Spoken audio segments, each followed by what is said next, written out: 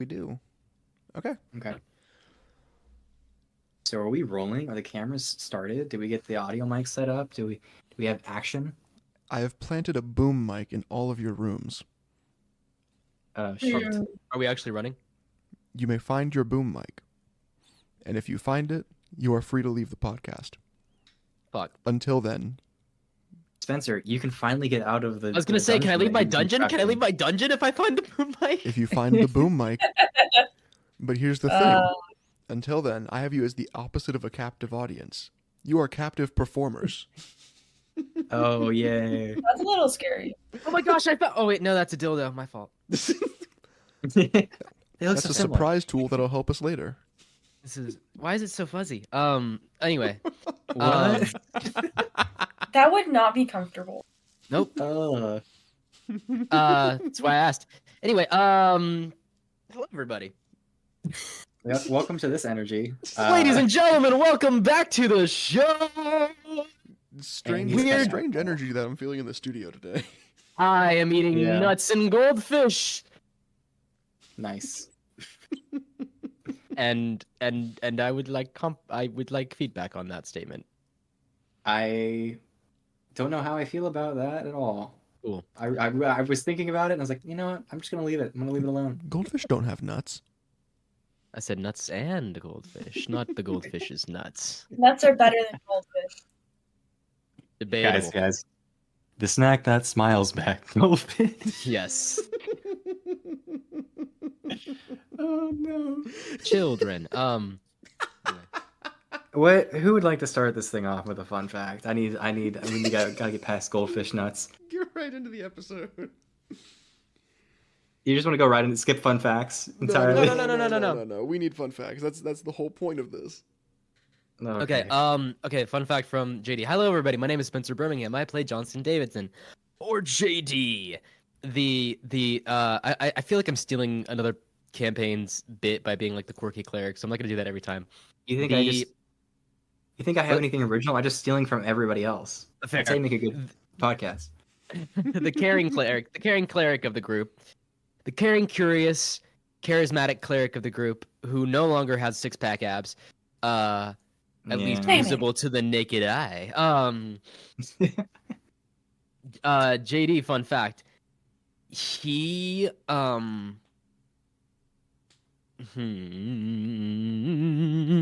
he has had like an Adam and Eve moment in the woods What? where there's like a serpent. There's a snake Oh. that can talk. Okay. And it like would try to, it would get like, he would like hang out with his snake, and he knew the snake was actively trying to kill him, but he liked it anyway. And he like would hang out with the snake. Because it was kind of like a small snake, and its whole shindig was that it would like lure travelers like a mockingbird into dangerous situations. It would be like, Jenny, you see that dark cave? And he'd be like, yeah. And he's like, you should go in there. He's like, no, you silly snake. There's demons in that cave. And he named cave demon. we both know about the demon cave. And he named the snake Sylvester. He's the Sylvester the Sly Snake. And he's Okay. still alive. He's back there somewhere. I will be using this information. I desperately look forward to visiting JD's hometown and immediately falling for the snake's lies. You're just like, there's no way. I mean, that's such an obvious ploy. He's got to be like a double reverse, like kind of suggestion, like psychological trick here. There must be something good in the cave, and you go in. Immediately stabbed by 17 imps.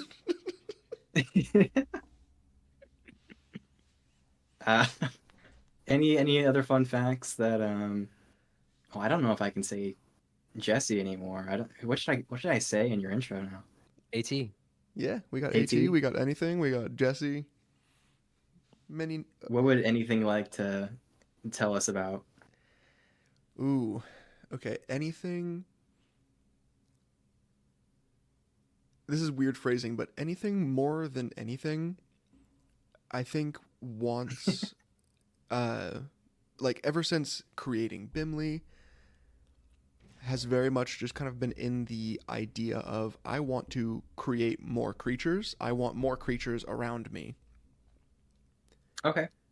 And so I think that, like we talked about a couple episodes, like collecting like the opposite of magic cards, like is essentially just kind of on this train of I'm trying to see if I can find more things to be my allies. More friendly creatures. Fair enough.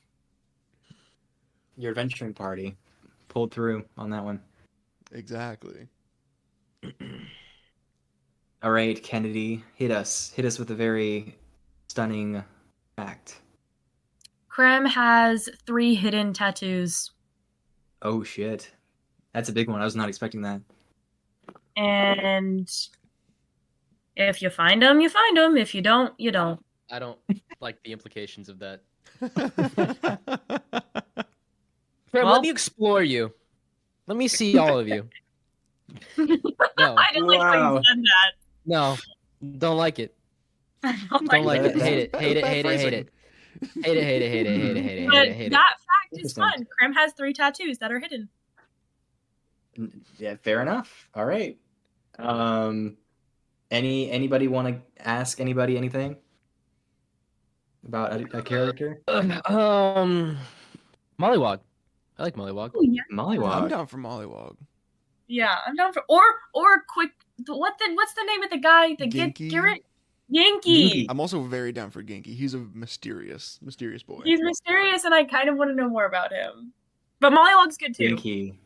Yeah, I think Um, Mollywog also this time, tossed. and we can do Genki next time. Okay, Mollywog. Mollywog is a guy who, like, went to anger management and was like, I passed, but he did not pass at all. And so he thinks he's fine, but he's actually not, and he actually just needs to go back to anger therapy. Oh no. But, like, he really does care, but he cares so much that, like, it just boils over into rage. Did 'Cause, we like- see like plaques in his office when we were in there of like Yes, you see the coins. It's like, I made it 2 days into anger therapy. He, It's been Yeah, 0 he's- days since the last incident. he's a barbarian, so like even if he wanted to, I don't think he really could fully do it. But like to me, rage is just the justification for fairness in a world that isn't fair. If that makes any sense. Like, you see something that's unfair and you get mad because you're like, that shouldn't be that way, it should be this way. And he sees that all around him. Oh, so he's not angry, he's indignant. I guess he is, yeah. Like he sees something and he's like, it's not supposed to be that way versus just being mad. Like I think those are two different things almost. It's a little bit of a mix, I guess. Indignant is a good word to describe it, though. Yeah. He's I don't want to even say just, but he's like a guardian who's doing things not exactly the way they should. An anti-hero. Sort of. Yeah. Sort of. Yeah. if it weren't for him not completing or not quote unquote completing anger management, he would be a paladin. Yeah, kind of. Yeah. I love him. I want to be Ginky's friend.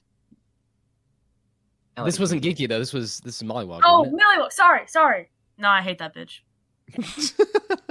You hate Mollywog.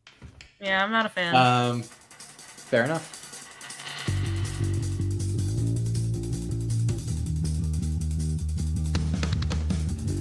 Just your average kind of scholars in a world of mystery and sacred altars. Together we will make it through. Together we will find the truth. Class is in session and with zero direction, we're gonna pass the test. Draconic aggression and ghostly possession. College really is the best. Though odds are stacked against us, And our GPAs should not be discussed. I promise I will educate until I graduate. All right, so you guys, unless you want to do any more shenanigans, head back to your room, and I'm gonna allow y'all to do one thing prior to the exam. So while you think about that, I'm going to go to the bathroom. I want to have a scene with JD or Jesse. I want to have a scene of all of us taking a mushroom. I want to have the scene where I take Marion and get backstory. Okay. So yeah, I like the Marion backs. I like that we all like Okay. immediately had like the thing that we wanted to do. Yeah. How about this for order? Your scene with Marion, my scene with you, and then the mushroom scene later to kind of round out the thing with humor. Yeah, like before the night is over, I just want to like pop a mushroom with everyone. Hey. And I kind of like the order of the scene with JD Jesse can like happen on the way back to the room, where it's like we kind of like separate off. Okay. Then I think Jesse Marion, and I kind of like the idea of like the night before the exam, like right before we do it, mushroom. Yeah. Calm down a little bit. Bring it on down. If everyone likes that order, that's what I thought. Yeah. So I'm down. open to objections though. No, I'm down. We don't have to do mushrooms. We could save it for like another occasion. Krem's just had a rough night, so she's getting some sort of substance in her, regardless of what anybody said. Oh yeah. Okay, so what did you guys want to do? I think we've set up 3 different ideas for scenes. I don't know if those have any bearing on like, because I think you were talking about like things that like train us for stuff, or are you just talking about anything? No, I'm just saying in general. Okay, so JD and Jesse's scene, and then Jesse and Marion's scene, and then Krem wants to do mushrooms with everybody. Okay. And we're all just gonna roll Constitution on that one, probably. So you're heading back to the dorm room, and I'm confused. You said scene. I don't know what that means. So Just like a conversation. yeah, Like a private conversation between the two of you? yeah. They're gonna Okay. lie off. Okay. Easy enough. Hey, Marion, Krem, we'll catch up just a sec. Of course. I want to talk to Jesse. Okay. And Marion continued. Hey. Can we find Can we find somewhat private? Yes, I think we're both thinking the same thing. like a janitor's closet or something like that? On your way back, there is the observatory you can go to, the library, you could go to the bathrooms, you could go to the open courtyard. Those are some good places, I guess. All right, I go to the open courtyard. It's like 3 a.m, right? It's very early in the morning, yeah. Yeah.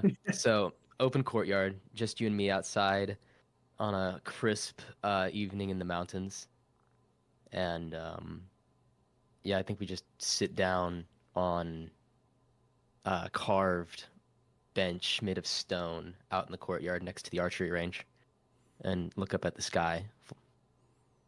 Yeah, I'm making sure that like there's no windows that look towards us, nothing that very much mean, like scoping the courtyard- area. The courtyard has like windows open all around it, because this is like where the dorms kind of look out into. So like this is not like there's nobody awake probably at this time, and you're probably okay, but like it's not guaranteed.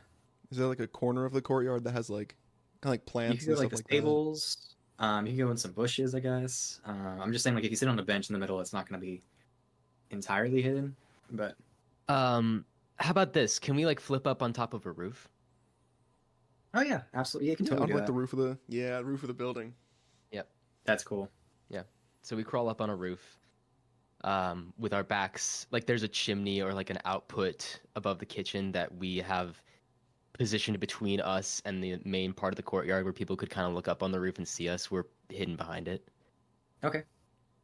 And I lean my head back up against the wall, and I don't look at Jesse, but I say, "So, you have some explaining to do." Yes, I do. I'm sorry. I I don't know how to feel. I don't know how much of what you've shown me is real and how much of what you've shown me is someone else. Is your name Jesse? My name is not Jesse. The aspects of my past, I have told you through the guise of it being the program over the summer. The aspects of my personality that you know are true. I have not come with intent to harm or deceive about my personality. Only my identity.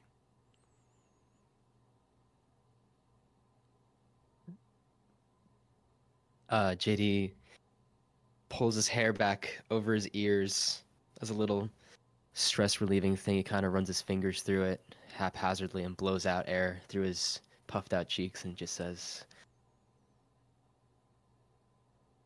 well, I'm going to keep calling you Jesse if that's okay. That's more than okay.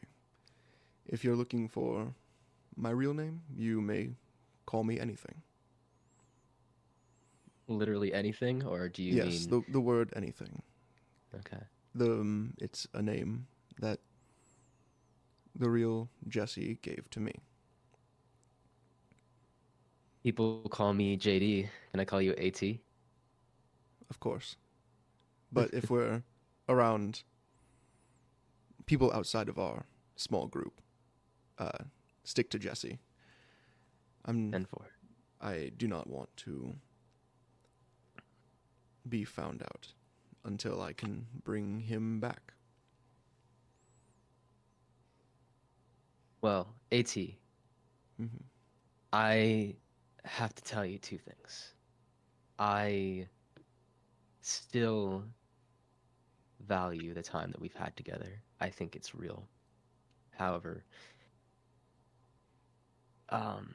altered it may have been from my perspective versus yours. I think it's been beautiful, and I enjoy you, I care for you, and I will still fight for you on the field of battle. But for some context, my people are very suspicious of things that are not as they appear. You spend a long enough time in the forest fighting things that have learned to survive in different ways, and you rub up against some that look nice and are not. You run up against poisonous butterflies and venomous snakes with glowing yellow fur, even things that look like they should be your friends, but are not. So forgive me, but there's some trust to earn back after this. I understand, but I want you to know everything that I do, have done, the sins of my past and my present, it is only to survive, never to harm as many people as I may have harmed. But I want to undo that. And for the first time in this conversation, JD looks at Jesse in the eye, and he says, continue to prove it. And he stands up and starts walking down the roof. That was a very, very good scene. Yeah, Jesse's going to stay on the roof. Just kind of back to the chimney, knees to chest. I really like this scene, but like the entire time I was imagining JD, red hair out, flowing in the wind, with a tank top and like abs, just sitting there against the roof with like, the moonlight kind of peering down on him. I'm just like, oh man, yeah, glistening. This is good. Yeah.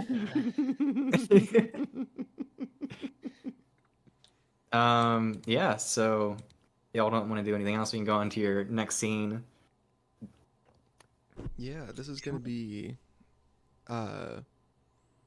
like in the coming time before the exam, Jesse's gonna follow up on taking Marion and doing kind of like their conversation. Okay.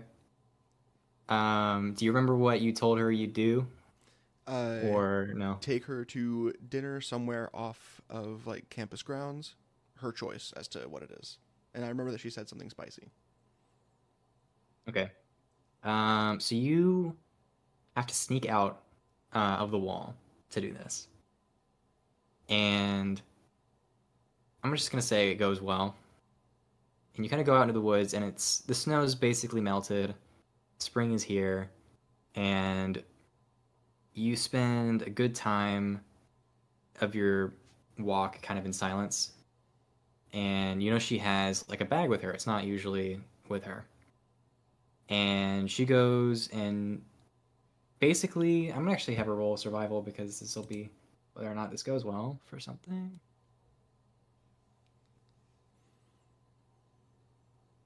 She has +5 to survival, but she rolled a nat 1. Again, that's Can I the be second nat helping 1 to with roll.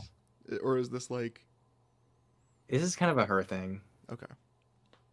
So she frustratedly tries to hunt down like these rabbits in the woods. And she kind of sighs after a good couple hours and she just goes, I guess I've lost my touch since. Well, I know you wanted to talk with me, and that's why we're out here. And I wanted to cook some rabbit over some fire and kind of just.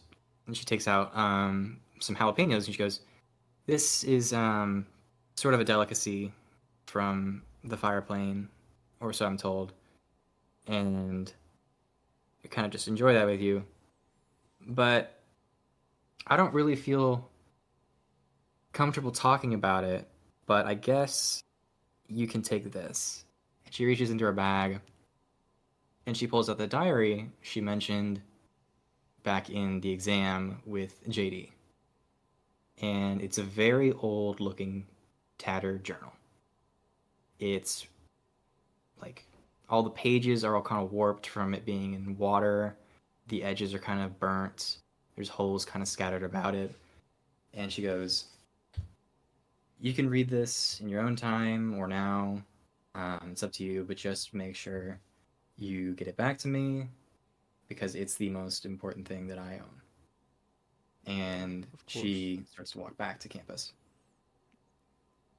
I'm just gonna kind of say to her, if you don't want me to know, I don't have to. I'm not someone to deny someone secrets. I don't want to trick you anymore. And she continues to walk. I think I'm gonna sit and just read for a little bit. Okay. I might. So I think I'll go back into campus grounds, like just not walk with her, but walk kind of like within eyesight, you know? yeah. So you get back to campus grounds and you find a place to sit down and you open up the book. And I'm going to basically be reading a series of journal entries until you either want me to stop reading it to you or until you get to the end. Mm-hmm. So you see on the first page, it just says Marion's diary. And it's written in basically charcoal. Most of this is. And it says June 281 a.m., which was, from your knowledge, about 14 years ago-ish. And it says, "Dear Diary, we've been traveling so much, it's hard to keep track of everywhere we've been. So I started this diary. Plus, Mom wants me to start learning common better. She's so smart." And that's where the entry ends. And it goes, May 281 a.m. "We finally found a place outside of town to call home. They haven't got rid of us yet and are even letting us use their well. And that entry ends. September 2:81 a.m. I made a new friend today. Her name is Penny. She loves playing tricks just as much as I do. She told me about this really powerful person who's also a deer sometimes that tricks people because it's funny. So we spent all day running around the square like deer causing trouble. I had so much fun playing with her. I hope I can see her again today. October 2:81 a.m. I've been having so much fun here. I hope we never leave. Today, Penny showed me her pet guinea pig. She named him Wilbert. October 2:81 a.m. Penny and I were playing hide and seek in the town today. She's really good. She was so good that I never found her, and she would always come out and find me instead when I got lost. But today, I finally found her hiding in a barrel. I was so happy. When she jumped out to surprise me, I grabbed her arm. Then she screamed. I let go and she fell down clutching her arm that was really red now. She says she was okay. I don't know what happened, but I felt really bad. I didn't see her for a while. October 2:81 a.m. I found her. She was at home. Luckily, I spotted her through a window and ran over to say hi. We only got to talk for a little bit, but before she told me to go, but to hurry back tomorrow. October 2:81. Went back to her house again and used a piece of firewood to get up to the window. We talked for hours and hours. I don't know why she can't come outside to play anymore. Maybe because it's getting cold outside? I can't tell any difference. Mom says I'm hot-blooded by nature.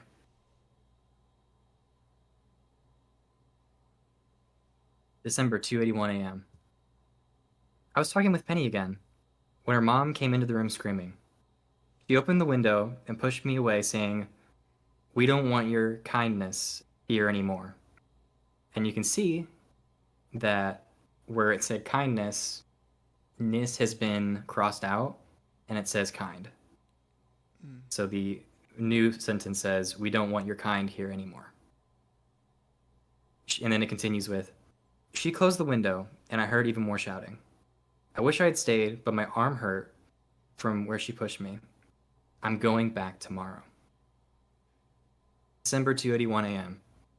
The page is marked with tears. I went to see Penny today, and when I went to the window, it was boarded up. I climbed up and saw that Penny was chained to the floor. I think Penny was waiting for me because as soon as I looked in, she came rushing to the window. She was scared. So was I. Then her mom came and saw me talking with Penny again. She got really mad and hit Penny, and I think she would have hit me too if the window wasn't boarded up. I got really mad too. I don't know what happened, but the windowsill caught fire, and I jumped away from it. I didn't know what to do, so I started to throw snow that was melting in my hands. I had almost put it out when her mom came outside with a knife and started chasing me. So I ran. I ran as fast as I could back home. December 2:81, the next day. Mom and Dad said some angry people came to our campground today. They asked if I knew anything about what they were saying. I lied. December 2:81 a.m. The people came back, and Mom said I needed to run. So I ran. I ran through the woods for hours, but the melted snow that trailed behind me just led them straight to me. I ran for so long I passed out. But before I did, I could have sworn I saw a black deer with massive antlers arrive to take me away. And then the journal entries stop.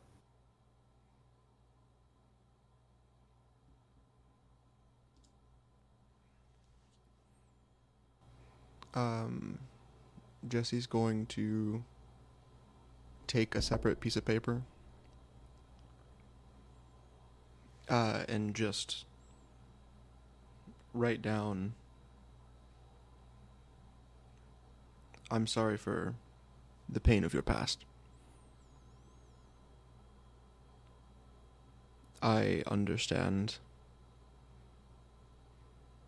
the feeling of running and the feeling of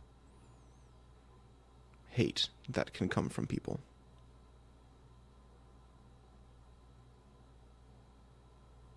I'm glad that you made it out. but that doesn't change how history feels. And I'm going to tuck that into the next blank page. So you flip through the book, and you kind of get towards the end, and you notice that there are actually a couple more entries. Oh. And it says, "Hey, I haven't written here in a while. I was at the Church of Bashaba, and they sent me to this really cool place called the College for the Weird. I guess it's kind of fitting. I made a lot of new friends today. I was surprised by that."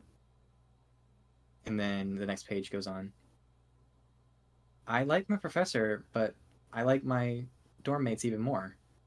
We're going on so many adventures. I didn't think I would be doing this again, but JD brought it up to me. So I guess I will." And then it kind of goes on, just kind of describing daily things that she's been doing. And that basically ends with the most recent entry being like, "Yesterday, had cinnamon bread. It was really good." Yeah, I'm just gonna hand it back to her. The next kind of free moment that there's kind of passing. She takes it and she looks at it. I hope that wasn't too. Yeah. What? I don't want to say what did you think, but do you understand? Now, I don't know. I try to be nice I in understand. case something. I think Yeah. better than you know. Well, let me know sometime. And she continues on training out in the courtyard. I'm gonna leave Bimley with her and just go about day. Okay.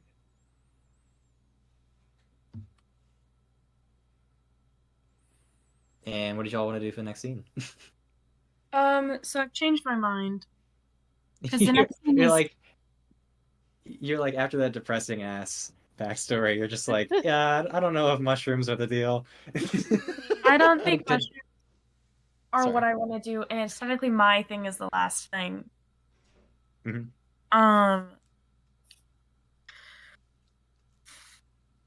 I think that Krem is going to grab the closest bottle of liquor that she can find, whether that be Okay. sneaking into a kitchen and stealing it, or sneaking into another dorm room and stealing it.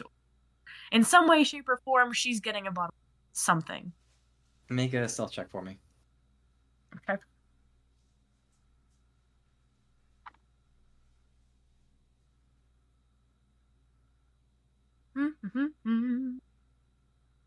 I'm glad I'm good at stealth. It's like 18 plus 7. Okay. You Who do sneak I into steal? the. Huh? Who do I steal from? Yeah, where do I sneak in? So basically, you go to the cafeteria, and just as the green kobold who kind of gives you messages starts to lock up for the night, you sneak in behind and go into the back storage area, Mm-hmm. and there are lots and lots of bottles of wine.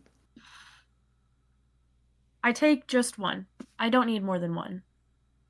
You look at the bottle of wine, and you can tell it's the same brand from Castillo's family, the Brooks. Oh, that's the good stuff, man. Yes.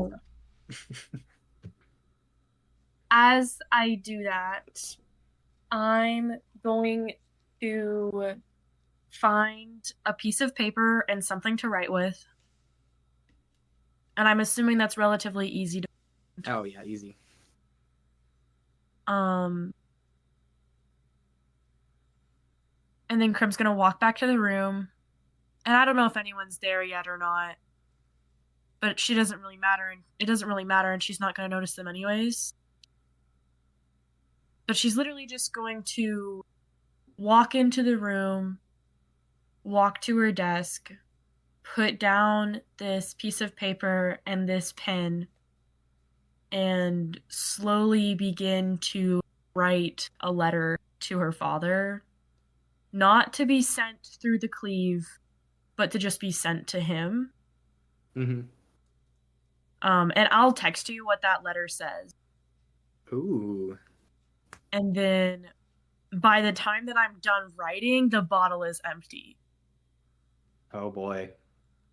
So, and then once I'm done drinking the bottle and writing the letter, I'm going to place the letter like in my dresser and then just go to sleep.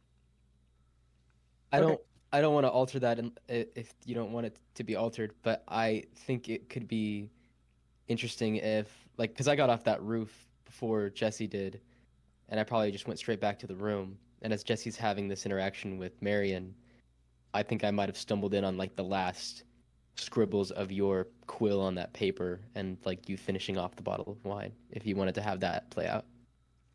Sure, I'm fine with that. I just don't want the process of it being like writing to be interrupted. No. Yeah. Like you like place the final iota and you hear the sound of the Are you door doing that the same behind you. night that all that stuff happened, or are you doing like a different night? Well, that was the thing. I probably wouldn't have done it on the same night.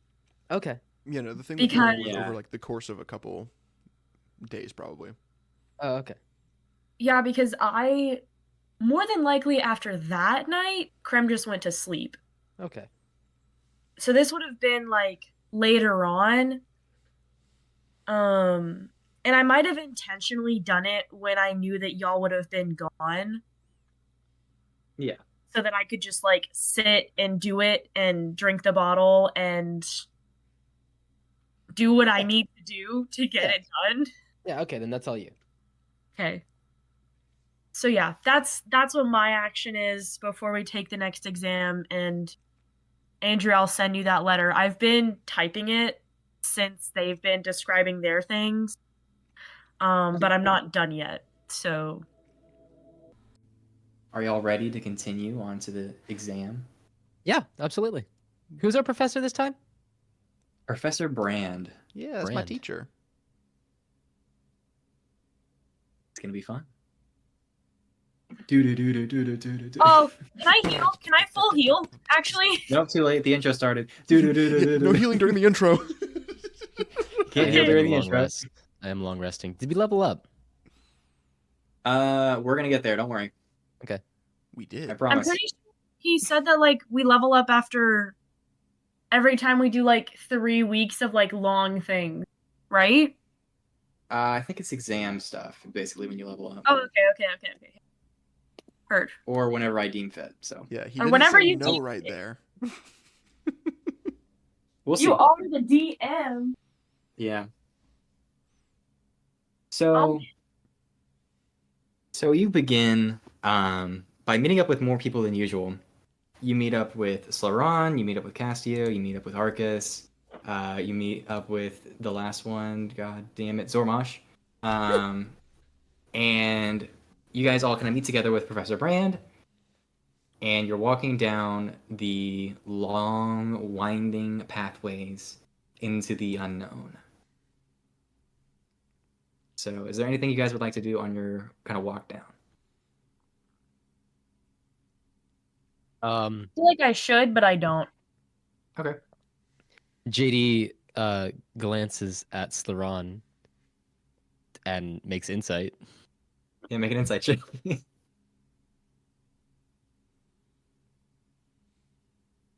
That's a 22. 22. You get a multitude of things from this. On the one hand, she is kind of keeping an eye on you. Like, she's just kind of like, I can't believe that this is the situation I ended up with. I can't, like, this is more out of my control than I thought was going to happen, but I'm going with it. But also, with the 22, you realize that she's also really looking into, like, her sorcery spells and, like, really trying to memorize everything and just do the best that she can right before this exam starts. Like, she's like a kid waiting outside an exam hall, going through all their notes again, frantically trying to figure out, like, what did I miss before going through. Not a question that's important to what I just did. Can I manage my spells right now? Yeah. Okay, I'm gonna do Absolutely, that. Really quick. manage your spells.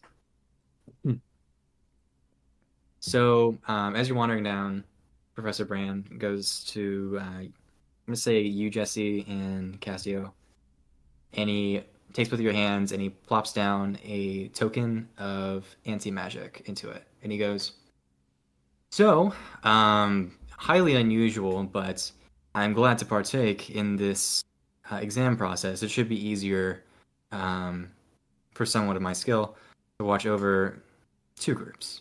Maybe I'll give one of the professors a break. But that also means that your exam grades are tied to each other. So if one of you messes up, it's going to affect the other group. So just keep that in mind." And he kind of slinks back behind the rest of you. Of course. Where's our Anything- token? I just like kind of hold it up between two fingers. I'm gonna tuck it in my front pocket. Okay. Creme wants it. Creme wants that token. I'm Are you gonna going to look- try and steal it from him, or are you just going to ask him? Yeah, I'm just gonna try and take it from him. Okay, make a sleight of hand check. Okay. That is a 17. Can I make? What's your sleight of- passive perception? I was gonna say, My can I make passive? can I make sleight of hand against her? I mean, if you think that she's going to try and take it from you ahead I of feel time, you like- can try and... I feel like living with Creme for like however long it's been. That's fair. Yeah. Like 8 weeks. We know this stuff. Yeah. Okay. And so I want to Make a like sleight of act like hand I'm check. putting it in one pot, like my front pocket, and then actually put it like in the fifth pocket from the bottom because Jesse has so many pockets on his jacket. Yeah. Okay. Okay. Boop. That is 23. That's so rude. Wow. I have Okay. +6 to sleight of Um, hand. I have I'm gonna ask, do you have anything that she's going to grab instead of the token? Like a replacement thing? Or is it just gonna be empty? I think that she pulls out a little card that Jesse preemptively put in that pocket. That just says "made you look." She's gonna take the card and smack it into his face. The biggest shit-eating grin. No, like I'm literally Amazing. gonna put the card in my hand and then smack him in the face with it. Enough to hurt him, or just like... Just to Yeah. show him that not to hurt him. Okay. No pain intended. No unarmed strike. Just to hit him. You're met with a shit-eating grin. So as you descend down, you go a bit deeper than you had on the previous exam, and you wander, and the tunnels are splitting off more rapidly in greater succession at this point. And it's kind of a wonder as Brand takes you down. He knows exactly where he's going to find like an open portal, and he leads you to one that is different from before because it is larger. It's glowing a lime green as it kind of twinkles and shatters before reforming and then shattering again. And it's the entrance to the portal. May I ask what a green portal means, Professor Brand? Oh, they're typically two different planes, like some that aren't too far away, like elemental planes typically. But you never know. These portals are finicky. So, oh yes, before I forget, he takes out these little pins that are the same WW, and he goes, "This is a tether. You are going to need it in order to bind yourself to this plane. If not, you could get lost in a different plane, and it's not good. So, typically, whenever we enter a portal, the tether is kind of your key back. It brings you to where you should be. If you were to re-enter the portal without one, bad things could happen. So make sure you keep this on you, and he kind of pins them all to you, securing them, making sure they're okay, before putting one on himself. And yeah, I have absolute faith in you. And he summons his familiar, which is like a dragon, but it is like pitch black, like the void, basically. Black pupils. It's very hard to see in the dark, and it actually just disappears into his robes as you watch him summon. Like, clearly summon it. It goes away.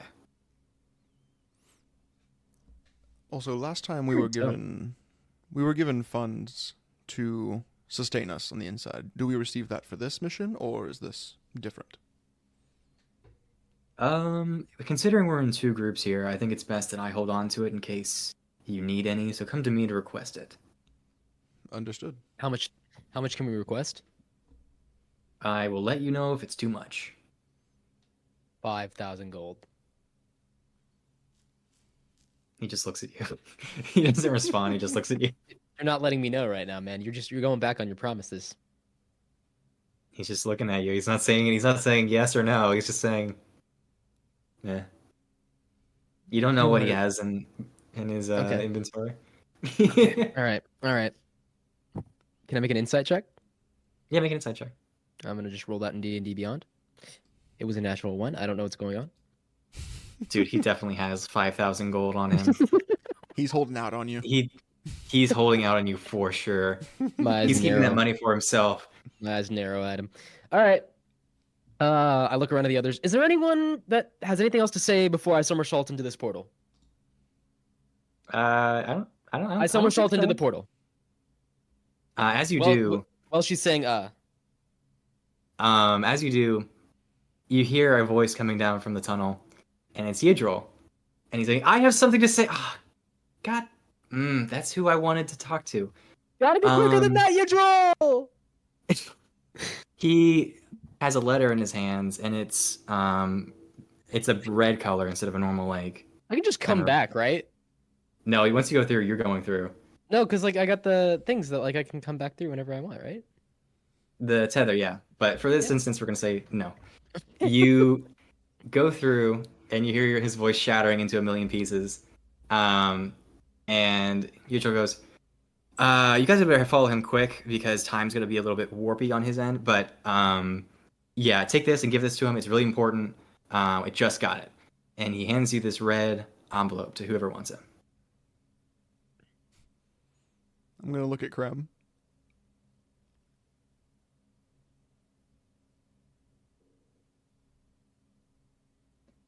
Doesn't want it. She doesn't want it? Nope. I'll take it. All right.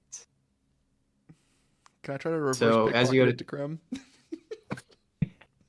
As you're going for it, Sloran goes, I'll take it and give it to him if you want me to. Oh, I think that'll be okay. And she takes the envelope, and then she jumps and cannonballs through the portal. And then her group proceeds to follow after, and you can follow after if you want. Yeah, I'll just follow in after everyone. And Marion follows, and she goes, Adventure is out here! And she takes the Wand of Wonder, and she casts a spell back at Yidril before exiting. She does not! What? Did you not learn? So we're gonna roll dice for that. Oh gosh, DM, you just like you're about to kill your character with your character. Yeah. I used the stones to destroy the stones. D100, Wand of Wonder, let's go. She casts Disintegrate. She casts an 80. Power word an kill. 80. Yeah. Okay. So what happens. None of us see this. None of us see. None of you guys see this. Oh, In fact, it's because. Oh, you haven't gotten in yet. No. So what you see is, she casts the Wand of Wonder, and the spell goes out back towards her, and then she twinkles out of existence. What? Before she even goes through the portal.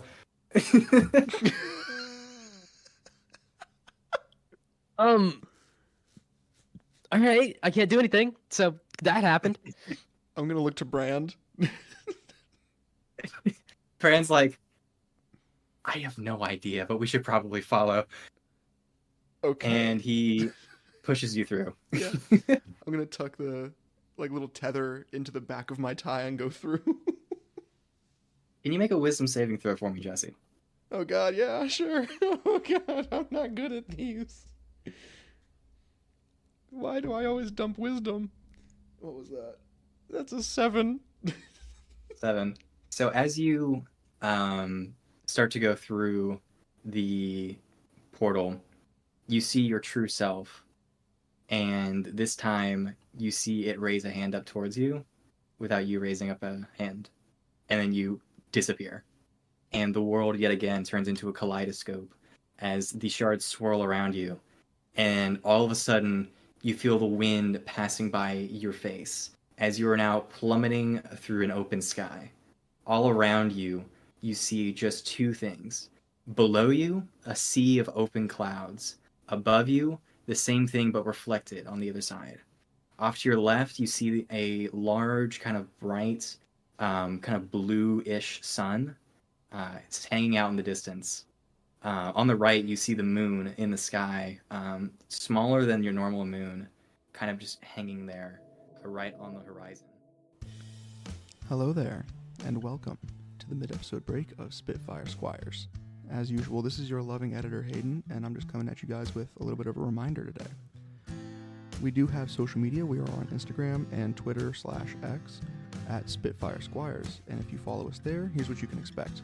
On the day of new episode releases, you can get crit counts so you can see ahead of time or watch along with reading the crit count. There's also teasers of episodes the Friday before release.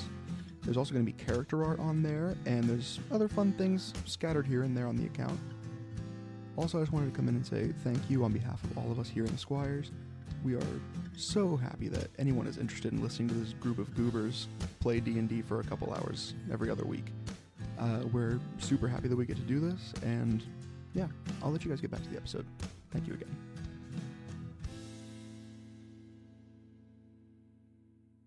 Basically, you guys met up with Professor Brand, Castio's group, and you headed down to the portal, and both teams got a anti-magic token, and you were sent through the portal. That's kind of a yellowish green color. Yujiro came down as fucking JD. I almost forgot his name there. JD went through the portal, and he had a letter for him. Sloran took it. Marion went through, used the Wand of Wonder on her way out, and vanished from existence before, who knows. And then Jesse went through the portal and saw his reflection reaching out to him before he was shunted into a new space. So as you exit the portal, it feels like weeks have gone by for some reason, but it all comes back to you as if nothing had passed by at all. You're now looking out at a vast horizon. In every direction you see clouds. Down below you, probably about a couple miles, you see clouds spanned out in every direction. It's like a nice white fluffy blanket. Above you is the same scene, but it's matted with different holes from where storms are brewing or the clouds are coming overhead. You cannot see the bottom or top of wherever you are. But below you, what you see is a ship. A just classic sort of pirate ship engaged in a ferocious battle with the largest octopus you have ever seen in your entire life. This octopus is about half the length of the ship. Its tentacles are wrapped around the bottom of this, and it is grasping onto it and squeezing it tightly as if to try and break it in half. All around you, you guys are Studio Ghibli falling out of the sky, arms outstretched like you're, skydiving. And you're in free fall. So what would you like to do? Well, shit. How long do we have until we hit the water? Question mark? There is no water. You only see clouds beneath. Are we above the ship directly so that we're falling into it? You are about above the ship and the octopus. And they're both just free floating in space. They're both just kind of floating like in the clouds. Like the octopus is about halfway in the clouds, and the ship is like as if it was floating on top of the clouds. Like if the clouds were water. So how long until we hit those? How? Actually, I can probably give you a visual if you'd like a visual. Sure, yes, please. I would love a visual. Hold on, let me pull that up. How do the laws of gravity work in this? You don't know. I'm You gonna can make an That's- Arcana check or an investigation check if you'd like. So insightful. I'm just gonna begin the minute-long process of casting Flock of Familiars. Just gonna Okay. begin that process. Whoa. So this is what Okay. you This see is is a dope. giant ship. It's colored in a cyan, like sort of wooden, etched out floor, and the railing is kind of a yellow gold. The wooden walls are navy, kind of blue. A pink octopus is currently engaged in battle with this flying ship in the sky. You see several people down there, along with what appears to be some sort of like wind creature. Actually, make an Arcana check for me, Jesse. Arcana check. What's my modifier? That's what I'm curious about. Oh, okay, I have +4. Oh, give me 1 second. I trust this dice today. 15. 15. You can guess that all the weird wind servants are unseen servants that are just milling about the ship, doing tasks like moving the rigging up and down, sweeping the floors, moving arrows into the ballista and the cannons as best they can. There's actually like a couple of them kind of moving one at a time, just kind of doing the basic work that many crew would do. But you only see 4 crew members on this ship. And you're currently in freefall. Here's what I'm gonna do. I am going to put my hands behind my head, kick my feet up in the air, cross one over the other, and roll a religion check to pray for mercy. I got a 23. 23. Okay. Here's what's interesting. You kick your legs back. You look out into the horizon, and you know this isn't your home world, but in the distance, you can make the vague outline of the same hands of God out on the horizon.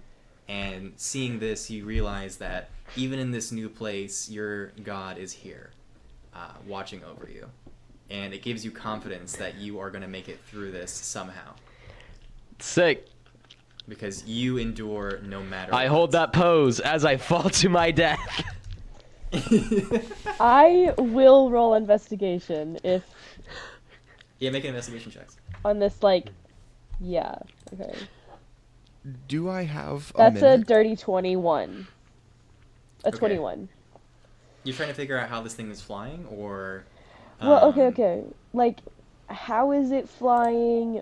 What is the gravitational situation? Like, is the gravity, like, on the boat? Or is there, like, a line of gravity? Or... Because, like, we're Okay. free falling, but it's obviously not on the ground. I have 21. 21. Can you also make an Arcana check for me? Oh, yes, I can. Arcana. Put your pound. I got a 14 on Arcana. Okay. So what you can tell is that there are 2 different ways that both of these entities are kind of hovering in the air here. Okay. The octopus has these crystals that are kind of like a whitish blue, kind of sticking out beneath where the suction cups are. And you can see it's sort of like maneuvering using the crystals beneath it as a sort of like, as if it were stepping on a, like, not like a rocket, but like something that holds it up in place. Like it's kind of hovering. And it's using its big body to hold on to these crystals and move around in different ways. The ship, however, is an interesting conundrum. You can't exactly tell how it's doing it, but you can hear the sound of melodic music. mainly like a piano. And it seems as though when the piano lifts up in tone, the ship moves up. And as it goes down in tone, the ship goes down. And this music is echoing out into the space, and it is beautiful. And below you can see a male air genasi playing vibrantly on the piano as he's looking at this giant octopus, and the other crewmates are engaged in battle, trying to hold off against these tentacles who are wrapping around the ship. Okay. It's unlike anything you've ever seen, so it's unusual, and you'd have to find more information from someone who knows what's going on. But from a just quick figuring out what's going on, adrenaline rush, this is what you glean. And you hear someone scream out as the wind's rushing past your ears, the voice of Marion. She goes, "Hey guys, how are we gonna survive this?" And you don't see her at all. She's not anywhere to be seen. Oh, okay.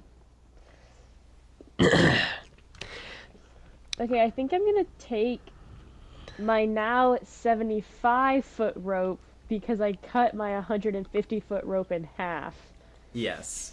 and only kept half of it. I'm gonna take my 75-foot rope and wrap it around whatever rail or deck or like thing that I can see on this ship so that I start to like, once it's lassoed, I guess, onto this area, I can start to try to pull myself to that center of gravity. Does that make sense? We are falling. I'm pretty sure. You're falling. Yeah, you're falling out of the sky towards the Like, ship. we're not floating. Yeah, we're no, not no. floating. No, I Okay. know that. I Okay. know that. But I need to ground myself in some sense so that I stop falling. Does that make sense? So you're trying to like throw the Okay. rope ahead of you to lasso onto something to kind of like catch yourself when you finally hit the end of the rope. Okay. Yes. That's what I'm hearing, yeah. Okay, yeah, easy enough. So you have, let's say, about 10 rounds before you believe you'll reach the ship's destination, like the ship's level. JD, you are kicked up in the air. Marion is unsure of what's going on. You see Brand kind of casually just watching all of you and smiling like very uncharacteristically large. Zormash is directing himself towards the octopus, and Arcus is like freaking the fuck out. He's like, "Oh my god!" And he's just has his crossbow, and he's frantically trying to load something into it.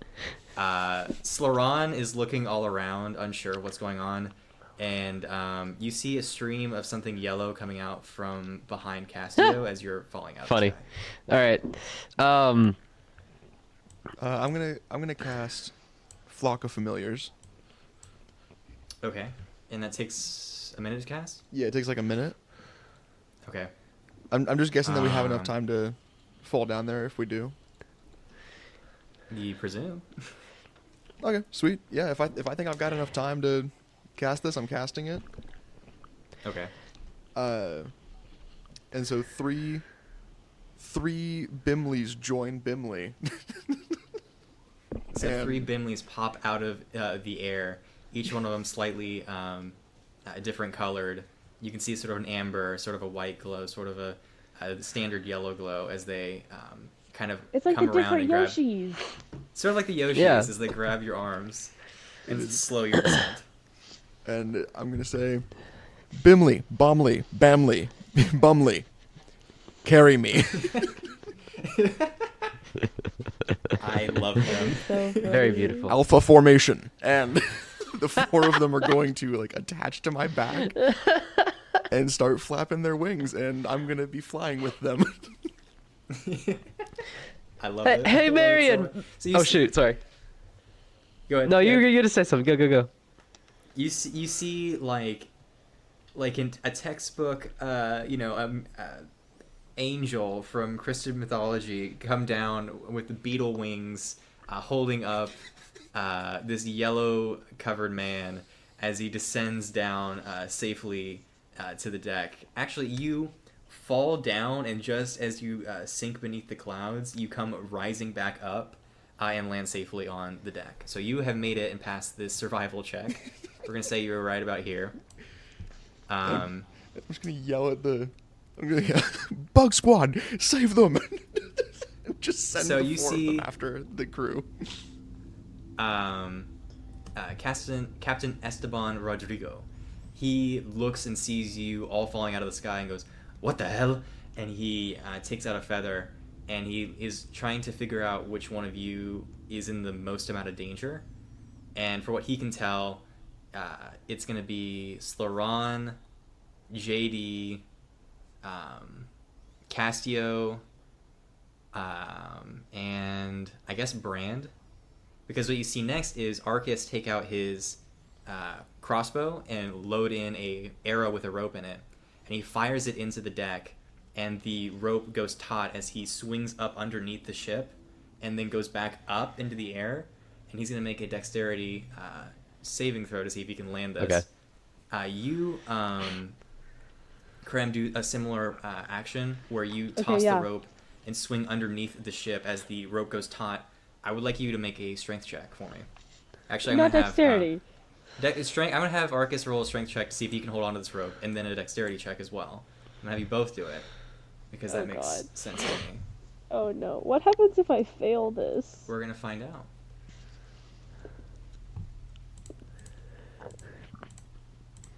Okay. I rolled a 15 minus 1. That's a 14 for strength.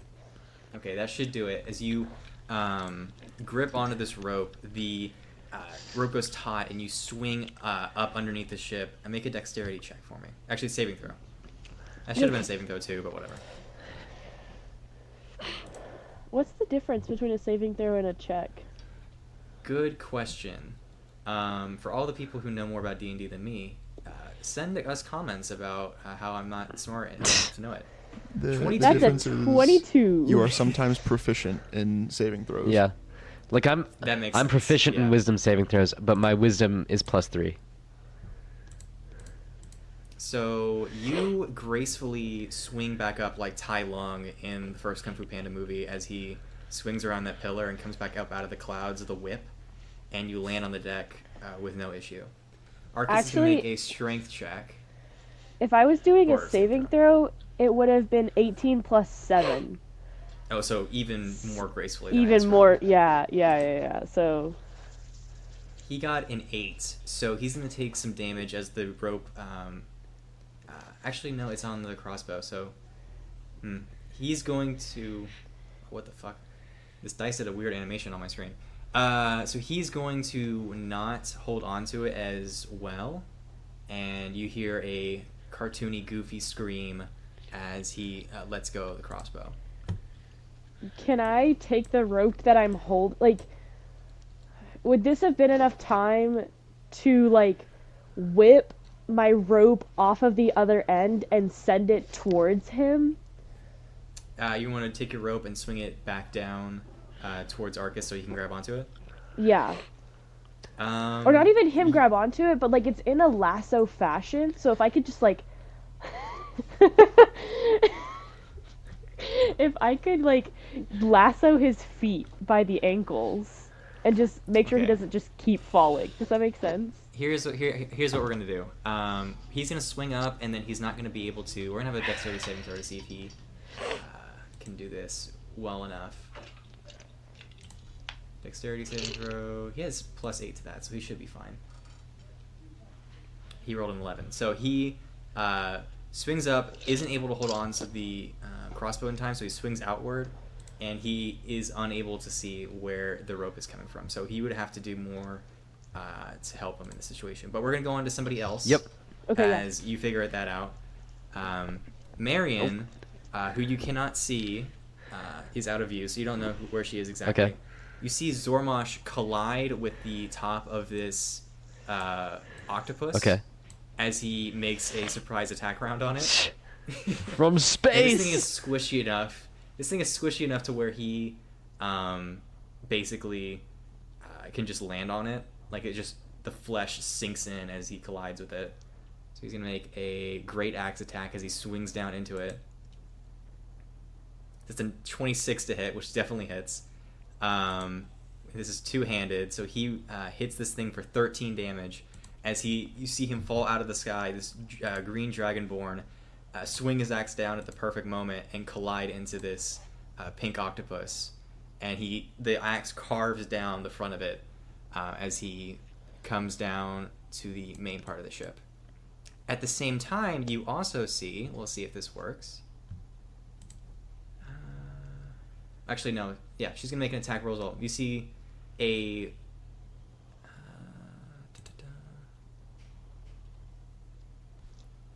You see the flesh indent and like make a sort of same impact, but you don't see where something would have collided with it. And then it bounces, and Marion, who is, as you can probably guess, invisible, is going to have to make a saving throw because she didn't succeed on her attack. Dex saving throw. She got a 16, so she bounces off this thing and manages to catch her footing as she lands on the ship. Okay, so am I above the octopus or the ship? Or the void? You are above the ship. Okay. Currently. But I can kind of steer myself if I need to. Well, what happened was you started drifting towards the ship, and right as you are about to hit the ship, you feel yourself get much lighter. And you slowly start to drift down to the deck of the ship, and you land on this table in the same relaxed pose that you took when you were up in the air. Retcon, really quick. On my way down, I reached back, like I was in this relaxed pose, and then suddenly my eyes popped open. I reached back frantically, and I rummage in my bag. Very quickly, and I take out my bedroll and I put it under my head, and then I go back to the pose and I keep falling. So you're falling down like a fucking Looney Tunes Yeah, character? exactly. Like Bugs Bunny falling And then I down. slowly, like a feather, I swift back and forth above this table, and then I come to rest. So you're relaxed upon this table.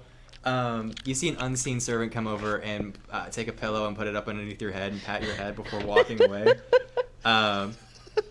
Slaron, God bless religion checks, man. That was awesome. less gracefully, gets hit by the same, basically feather falling effect, and she slides down this rope close to this piano that Captain Esteban Rodrigo is playing. Who am I forgetting? Oh, Castio. Castio Has pissed himself. He's pissed himself, and he floats down to the ground unharmed. And Brand is just kind of like basically air walking down to the ship. What a Am I G. forgetting anybody?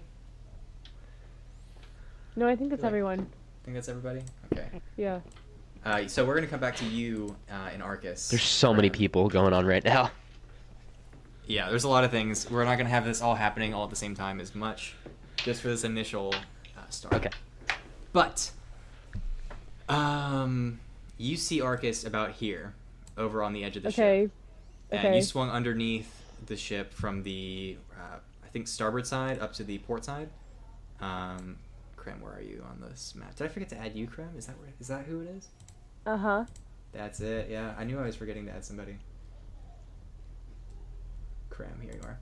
You swung from underneath on the starboard side, up underneath it, and up to the port side. You landed over here. And you see Arcus, kind of in Looney Tunes style yet again, hovering in the air for a few seconds, and then you can use a turn to try and help him here. Is he just hovering? Does he seem unharmed? No, he's not unharmed. He is just like, his momentum is canceled out by gravity at this moment. Like, he's at the precipice of his swing, and he hasn't made his dexterity saving throw, and he hasn't been able to hold on to the rope. So he has let go of the rope that was holding him, and he has not been able to land back on the ship. So he's just kind of like up in the air, and he's about to fall back down through these clouds. Okay. That makes sense. I...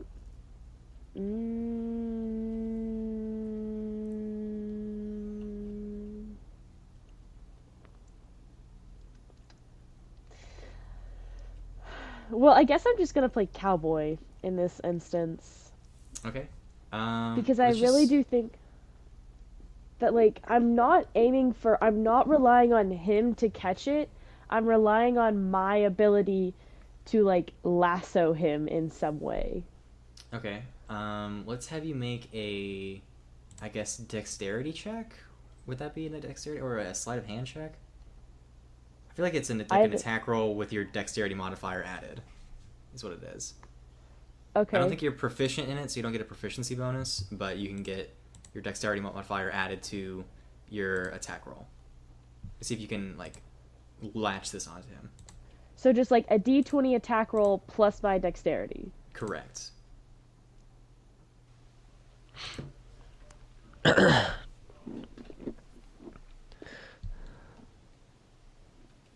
Ooh, that's gonna be a 10. Okay, so you throw this rope out, and he reaches out to grab it, and my cat is scratching on the bed. I don't know why it's doing that. Hey, no. Okay. It's the first time she's done that. Stop doing that. So yeah, he reaches out for the rope, and is unable to grasp it, and you see him disappear beneath the clouds. Would anybody else like to do anything? I'm sending the B squad after him. Okay. So, what you see is the bugs drop off Jesse, and then like a American jet squad, both all in formation, fly down into the clouds. You see this light get further and further away in the fog before, just as it kind of disappears out of view, the light grows brighter as the Bimley squad, Bimley, Bumley, Bamley, and Bemley? Well, I don't know. Is that it? Bimley, Bomley, Bumley, and Bamley. Bamley all reappear from the clouds and drop a shaking Arcus down next to Krem over here. And I would like you guys to roll initiative. Oh, before I roll initiative, shit. can I roll perception? Sure. I'd like to like look around this boat, see what's going on, see if I can gather any more information about it than Krem did. Sure, yeah. From your sleeping position on the Yeah, table. I pop my eyes open and glance around with a solid 22, so... 22. Yep. So you see an assortment of standard like ship assortments, like classic rigging stuff. You see ropes, you see tables, you see weapons, cannons, cannonballs, and you see chains attached every so often to this deck. And you presume that this chain setup is used so that if the ship were to ever turn or turn upside down, the chains could hold you to the ship and keep you from falling off. So you could spend some time or an action to attach yourself to the ship. There's several like hooks embedded all over the ship where you could latch on pretty easily. You see the front of the ship, there is a bathing quarters with some water. It has sort of a glass dome over it that in the case the ship flips, the water kind of can stay in that bathtub before coming back down. There's the shitter up there by the front as well, the poop deck. Up to your left, you see, yet again, Captain Esteban Rodrigo playing frantically on the table with one hand and the feather still outstretched in his other hand as he tucks it away and continues to play non-copyright piano music frantically, keeping the ship in bay. You can't see, I should actually use Fog of War, into these other rooms because they are out of your view. But if you were to see it, you would notice a lot of hammocks in these other rooms. And some food. All about those hammocks. Eating quarters. There's also these stairs up by the not stairs. There's hatches in front of the main mast on the front part of the ship and on the back part of the ship that probably lead to the lower deck. Gotcha. You don't. I mean, even with the 21, you don't have X-ray vision, so you don't know what's down there. But with the 22, and there's also these large cages. With the 22, I guess you could peek down through these grates if you wanted to move and do that, but it's up to you. I think that's good. I rolled initiative. I got a 2. All right, JD got a 2. I rolled a 23. Krem got a 23. I'm sitting at a 7. Jesse got a 7. Let's see how everybody else does as I go through this list. Because we're doing combat. We haven't done combat in a bit. Oh God. We fight shit in this? Oh God. Marion got a 10.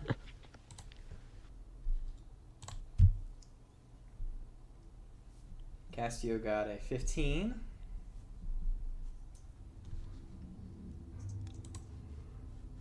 Professor Brand is not going to participate. Esteban got a 7. There's lots of people involved in this high intensity fight. Am I going to go down the line and get different numbers for everybody? I thought I would have gotten something different. A 12 for Arcus. Zormash. Da-da-da. Y'all plan out what you're going to do. Natural 20 for Zormash, which is amazing. I'm going like So we got a 22 total. I'm going like last, so I think I got some time to plan. Yeah, you do. I'm pretty sure I'm going first. I'm going pretty late. You're probably going first. So you can go ahead and make your move for what you'd like to do.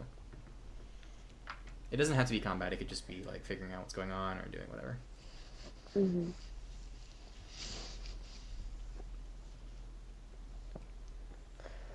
I think the first thing that Krem's gonna do is pat Arcus on the shoulder, just kind of like it'll be okay type of maneuver. He looks at you. He luckily has his glasses attached to a string, and he puts them back on his face like he just got off of a really intense roller coaster. And he goes, "I had no idea I could even pull that off, and I couldn't, but you could, so thank you."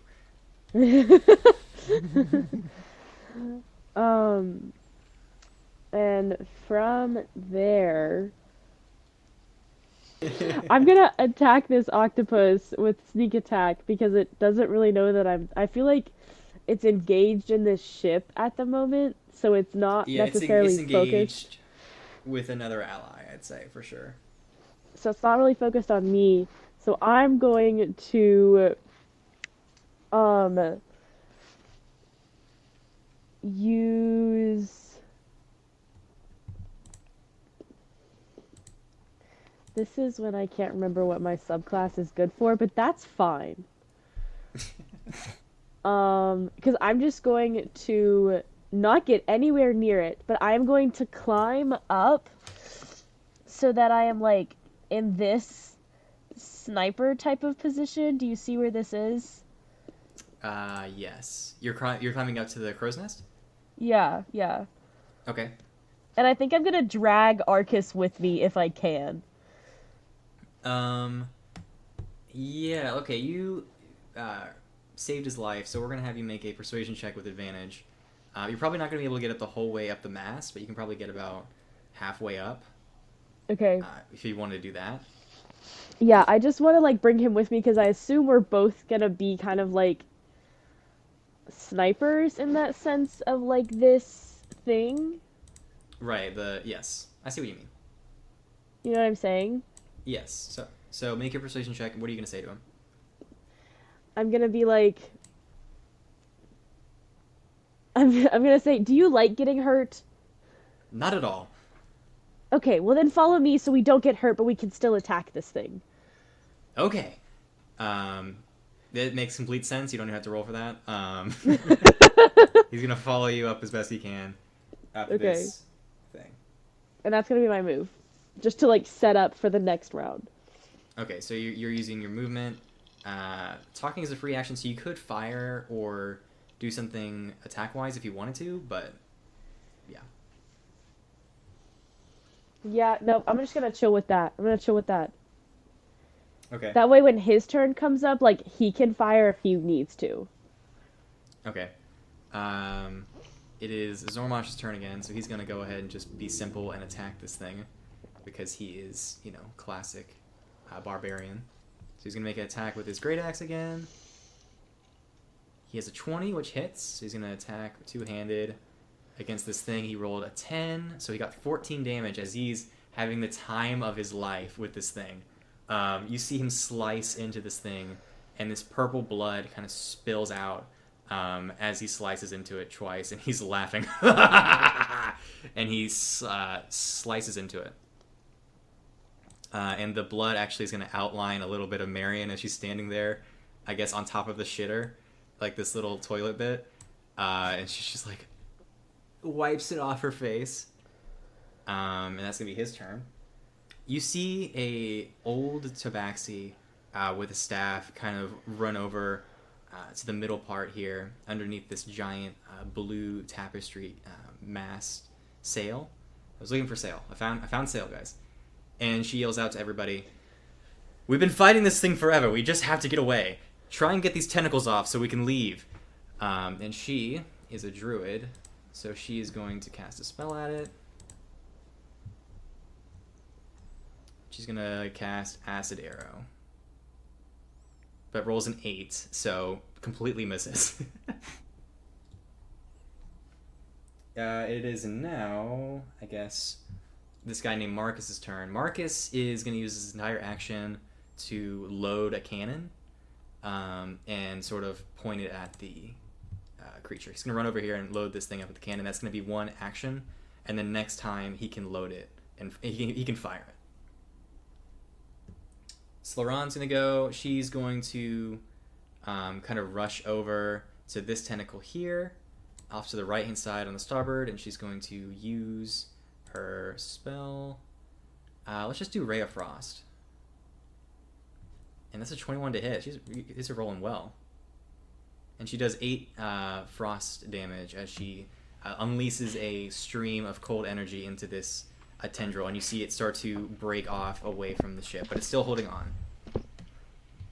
Up next after them is Castio. Castio is going to spend his whole turn to run up and... what's he going to do? He's going to pull out his arrow, the arrow of a Truth or Dare, and he's going to fire it at this creature. Let me pull up that.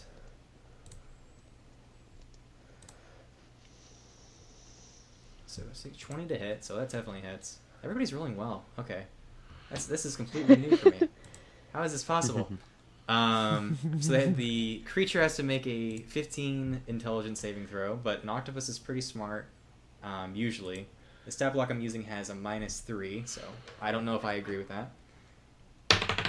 Hurt. It got a 14. Actually, no, it's a -3. I thought it was +3. See, it does not pass. And he, with the arrow of Truth or Dare, I guess he's going to dare it to do something. He's going to dare it to leave the party, like the worst dare ever. Hey, I dare you to leave. Dang. You're going to dare it to Dang, leave. that's just sad. And it's Poor going to make an guy. intelligence check again. Well, I guess it will understand this. We're going to say it understands this. It doesn't need a language barrier. So you see it start to unlatch some of its tentacles. And he goes, "Guys, I think I did something. I think I did something." Sick. Castio figured it out. He solved the problem. Yeah. You solved my Kraken puzzle. I solved my Kraken puzzle. Yeah. Guys, I did it. Hey, solved my I solved the own puzzle I made. Yay. Wasn't expecting. I was expecting higher intelligence on this thing. Was expecting him to look like a dumbass again, but I guess Castio gets a win every once in a while. We're gonna have even piss babies get a victory sometime. Damn. Sometimes piss babies need a victory. Agreed.